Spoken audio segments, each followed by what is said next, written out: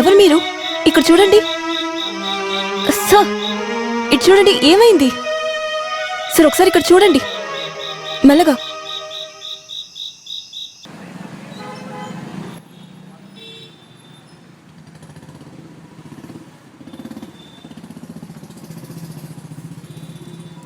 Good morning. మీరు ఇప్పుడు ఎలా ఉన్నారు? Feeling better?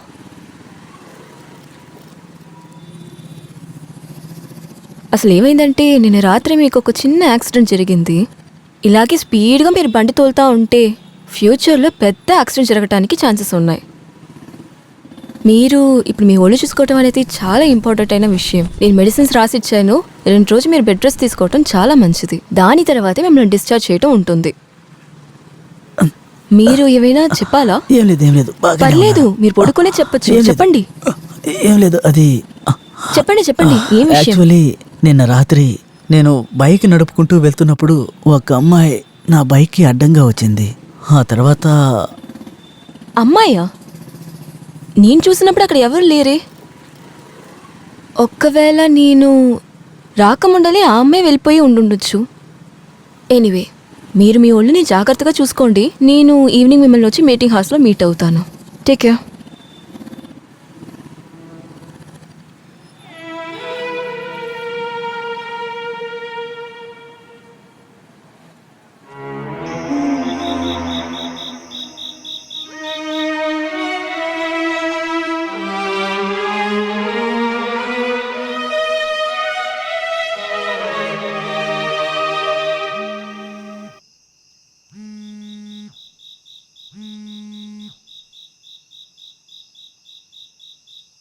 హలో. హే కరణ్, సార్. నీకు యాక్సిడెంట్ అయిందని వినపడ్డాను. ఇప్పుడు ఎలా ఉన్నావు? లేదు సార్, అదేంటంటే చిన్న గాయమే అయింది, మరేం లేదు. పెద్దగా ఏం కాలేదు కదా? లేదు సార్, నేను రేపటిలోగా కోలుకుంటాను. త్వరగా నయమైరా, చాలా పని ఉంది, అర్థమైందా? ఓకే సార్, నేను మీకు రేపు కాల్ చేస్తాను.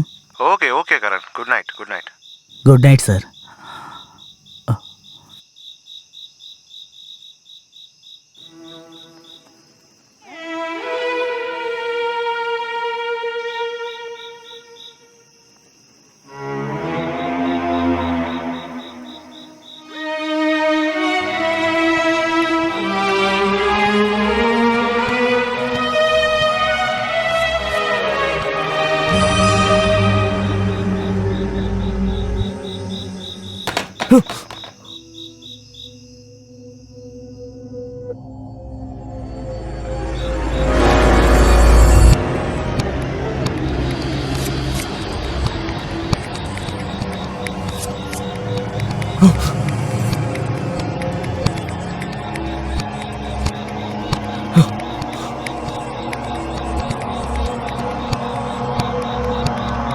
అదేంటంటే నేను నా బెడ్ మీద పడుకొని ఉన్నాను, ఏదో సౌండ్ వచ్చింది. అదేంటో చూద్దామనే వచ్చాను. అలాగే జరుగుతుంది. కానీ కొన్ని సమయంలో జరగలేని విషయాలు కూడా మన మనసుకి జరిగినట్టే అనిపిస్తుంది. రహస్యాల్ని ఎప్పుడు దాచిపెట్టాలనే అనుకుంటారు, కానీ ఆ రహస్యాలు ఖచ్చితంగా అందరికీ ఒకరోజు తెలిసిపోతుంది. రహస్యమా? ఏంటి ఆ రహస్యం? నువ్వు ఏ రహస్యం గురించి మాట్లాడుతున్నావు?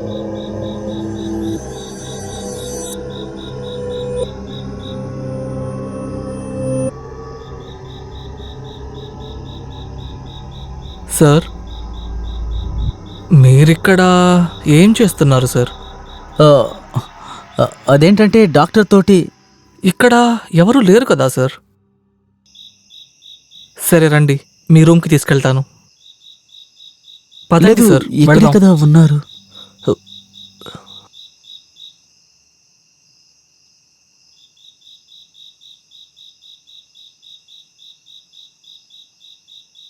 పడుకోండి సార్, చాలా టైం అయింది.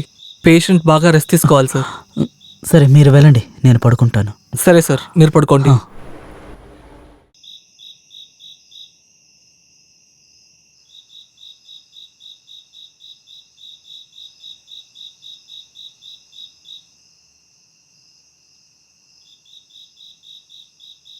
సార్ మీకు ఏమైనా అవసరమైతే నన్ను పిలవండి. సరేనా sir? Good night. Good night.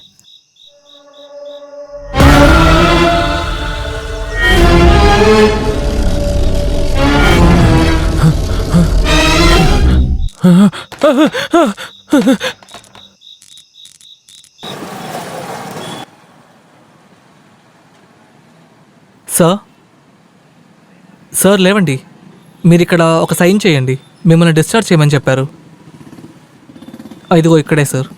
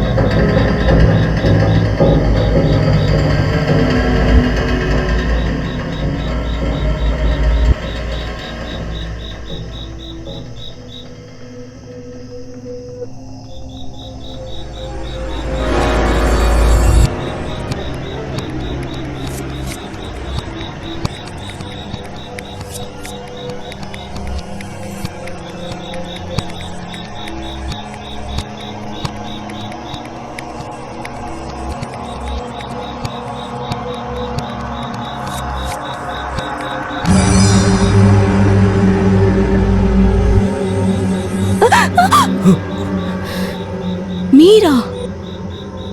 అది ఈ టైంలో ఇక్కడ మీరు ఏం చేస్తున్నారు? నేను నిజంగానే చాలా భయపడిపోయాను. భయపెట్టినందుకు నన్ను క్షమించండి. నేను మీకు తోడుగా వస్తాను. పదండి. అన్నీ సరేలే గాని మీరెందుకు నన్ను ఫాలో చేస్తూ వస్తున్నారు? ఫాలో అవడానికి రీజన్ ఏంటంటే నేను మిమ్మల్ని ఓ ప్రశ్న అడగాలి. ప్లీజ్ నన్ను తప్పుగా అనుకోకండి. నేను ఒక జర్నలిస్ట్ని. ఆంధ్రా నుండి కలకత్తాకి నేను ఒక పని మీద వచ్చాను. మీ హాస్పిటల్ ఓనర్ మిస్టర్ వాసు 1 సంవత్సరం క్రితం కారు ప్రమాదంలో మరణించారట కదా. అంతేకాకుండా ఈ హాస్పిటల్లో హ్యూమన్ ట్రాఫిక్ జరుగుతున్నట్టుగా కూడా మాకు తెలిసింది. విధి వింత నాటకం చూడండి. ఆ హాస్పిటల్ ముందే నాకు కూడా యాక్సిడెంట్ జరిగింది. ఆ హాస్పిటల్ డాక్టర్ ఇంకా మీరు నాకు సాయం చేశారు. మీరేం చెప్పొస్తున్నారు? నేను పాస్ట్ 2 ఇయర్స్గా ఈ హాస్పిటల్లో డాక్టర్గా వర్క్ చేస్తూ వస్తున్నాను. మీరేం తప్పుగా అనుకోకండి. ఇది జస్ట్ ఎంక్వైరీనే. ఇలా చూడండి, మానవత్వంతో నేనొక ప్రశ్న అడుగుతున్నాను. ప్లీజ్ చెప్పండి. ఈ హాస్పిటల్లో ఇంతకుముందు ఏం జరిగింది, ఇప్పుడేం జరుగుతూ ఉంది, అది మాత్రం చెప్పండి చాలు.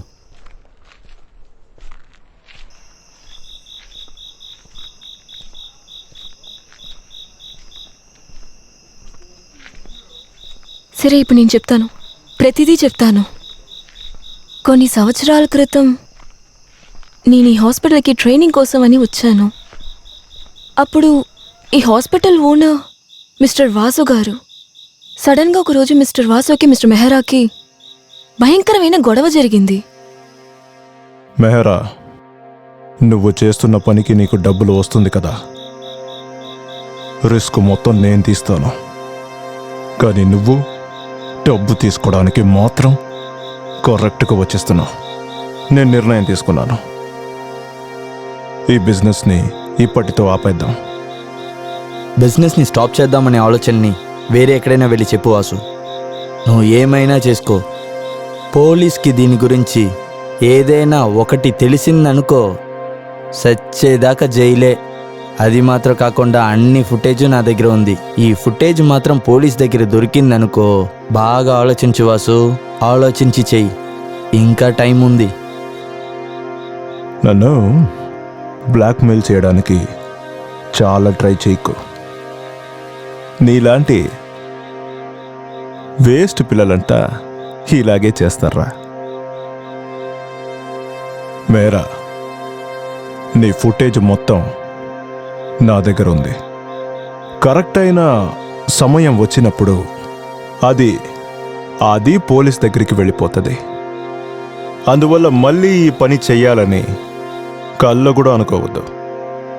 ఇకపై నువ్వు ఈ ఆఫీసులో నీ కాలడుగులు ఎప్పటికీ పెట్టకూడదు. I said get out from my office. Out. ఆ తర్వాత మిస్టర్ మెహ్రా హాస్పిటల్ వైపుకే అసలు రావట్లేదు. అవి జరిగిన కొన్ని రోజుల్లోనే మిస్టర్ వాసు కూడా కార్ యాక్సిడెంట్లో చనిపోయారు. అలా అయితే మిస్టర్ వాసు మరియు మిస్టర్ మెహరా వాళ్ళిద్దరూ కలిసే ఈ హాస్పిటల్లో హ్యూమన్ ట్రాఫిక్ ప్రారంభించారు. మిస్టర్ వాసు కారు ప్రమాదంలో మరణించారు. కానీ మిస్టర్ మెహర్కి ఏమైంది? మిస్టర్ వాసు చనిపోయిన సరిగ్గా ఒక వారంలోనే మిస్టర్ మెహ్రా కూడా సడన్ గా చనిపోయారు. ఓ, ఇంతకు మించి నాకేమీ తెలియదు. ఇన్ఫర్మేషన్ ఇచ్చినందుకు చాలా థ్యాంక్స్. రేపు మార్నింగ్ మనం మళ్ళీ మీట్ అవుదామా? రేపు పొద్దున్న? Okay, sure. ఓకే, ఒక నిమిషం. నాకు మీ ఫోన్ నెంబర్ ఇస్తారా ప్లీజ్? ష్యూర్. థ్యాంక్స్.